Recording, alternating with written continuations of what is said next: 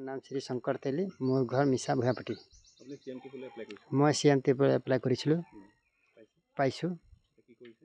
মই গাহৰি পালন কৰি আছোঁ এতিয়া বৰ্তমান। CMT কিমান গাহৰি আছে? মোৰ 5খন গাহৰি আছে। আৰু কি কৰি আছে কওকচোন? ট্ৰেইনিং চলি আছে? বৰ্তমান এতিয়া আমাৰ ট্ৰেইনিং চলি আছে। ট্ৰেইনিঙত কি কয়, মইতো গাহৰি পালন কৰিছোঁ আৰু ট্ৰেইনিঙত আমাৰ গাহৰি পালনৰ বিষয়ে শিকাই আছে বৰ্তমান। মই CM ছাৰক ধন্যবাদ জনাওঁ, কিয়নো আমাৰ নিচিনা যুৱক যুৱতীক এইবিলাক আঁচনি দিয়াৰ কাৰণে মানে আমি উপকৃত হৈছোঁ আৰু অসমৰ লাখ লাখ নিবনুৱা এই আঁচনিখন পাই উপকৃত হৈছে। সেইকাৰণে আমাৰ মুখ্যমন্ত্ৰী ছাৰক ধন্যবাদ জনাইছোঁ। মই টকাটো পাই বৰ্তমান প্ৰথমে ঘৰ বনালোঁ। পোৱালি এতিয়া গাহৰি পোৱালি মই আনিলোঁ, অনাৰ পাছত এইবিলাকে এতিয়া পোহপাল কৰি আছোঁ। এতিয়া বৰ্তমান 3 মাহ হৈছে।